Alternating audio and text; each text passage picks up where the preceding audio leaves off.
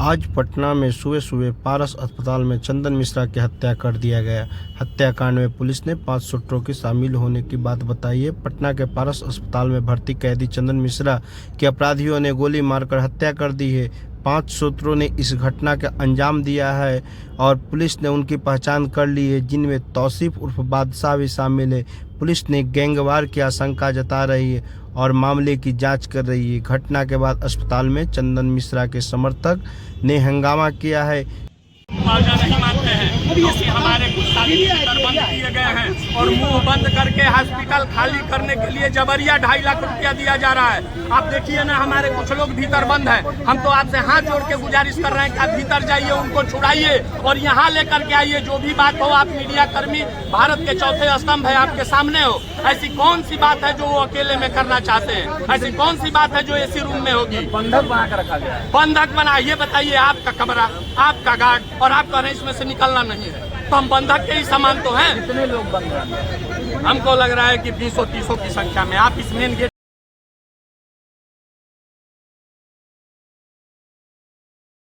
देखिए, यही पारस हॉस्पिटल है जिसमें चंदन कुमार को कहना है कि अस्पताल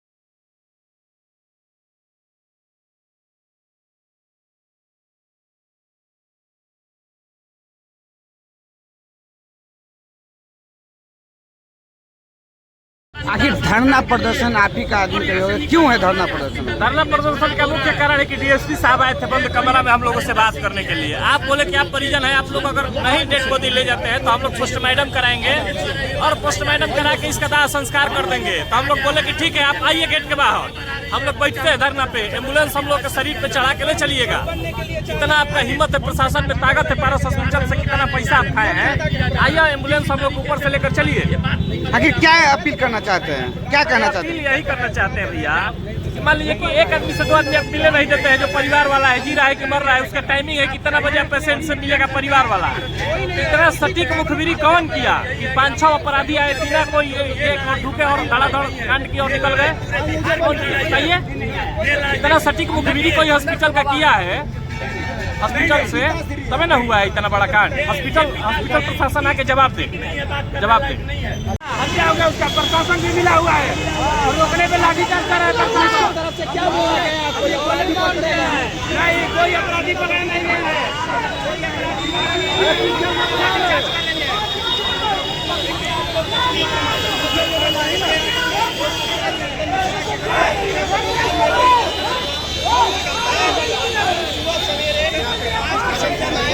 बात नहीं माना जाए तो क्या कीजिएगा, आगे का क्या रहेगा?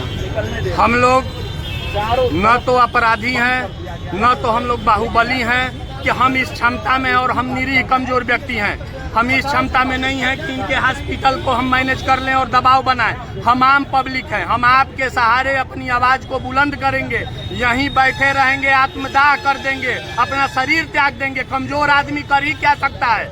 कमजोर आदमी सिवाय आत्महत्या के कर ही क्या सकता है? अभी यही कोई बाहुबली की बात हुई होती, सैकड़ों गाड़ियों का काफिला आया होता और ये प्रशासन तुरंत उनके पास पहुंच करके उनकी सेवादारी करता। और इस घटना को जबरदस्ती दिया जा रहा है गैंगवार। अरे भाई, कैसा गैंगवार? इस हाईटेक हॉस्पिटल में एक साधारण आदमी इलाज कराने के लिए आया है। अगर वो गैंगवार होता, अगर वो अपराधी होता तो ऐसे साधारण तरीके से नहीं आता और कमरे में अकेले नहीं रहता, उसके साथ सैकड़ों की संख्या में लोग होते।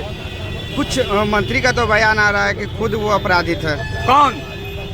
ये ना मंत्री तय कर सकते हैं, ना कोई आप तय कर सकता है, ये कोर्ट तय करेगा।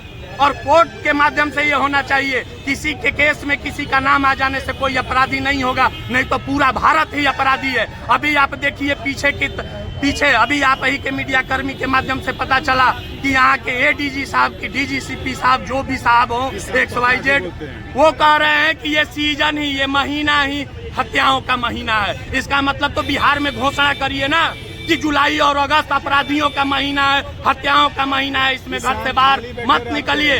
वो और नहीं तो सफाई दे रहे हैं कि किसान घरों में है, किसान घरों में अभी है तो थोड़ा कम हो रहा है। अब बताइए, किसान अपराधी होते हैं? किसान गांव में किसानी करते हैं और शहर में आके हत्याएं करते हैं। तो नीतीश कुमार तो बोल रहे सुशासन की सरकार है। सुशासन की सरकार है, लेकिन ये पारस हॉस्पिटल के जो भी मालिक हैं भैया, वो हो सकता है कहना क्या चाह रहे हैं? कौन?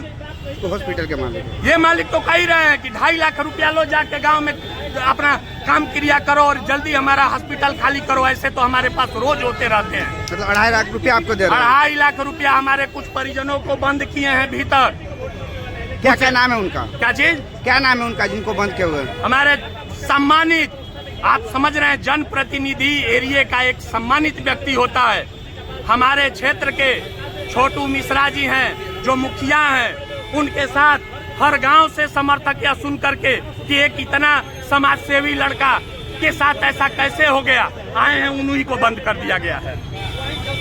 छोटू मुखिया जी जो जनप्रतिनिधि हैं, लोगों की आवाज हैं, उनको बंद किया गया है कि तुम ले लो पैसा, नहीं तो तुम्हारी हत्या कर दी जाएगी, तुमको दबाव देके प्रशासन से मुकदमा लदवा दिया जाएगा।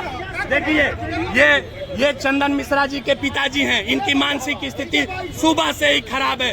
कोई भी आदमी अपने पुत्र की ये खबर सुनने के बाद किस स्थिति में होगा, और वो लोग कह रहे हैं कि आप लोग भागिए यहाँ से। ऐसा तो रोज हमारे यहाँ होता है। आखिर पारस हॉस्पिटल में हमेशा ऐसा कांड होते रहती है? ये हमें नहीं पता है भैया कि हमेशा होता है, नहीं तो हम आए नहीं होते।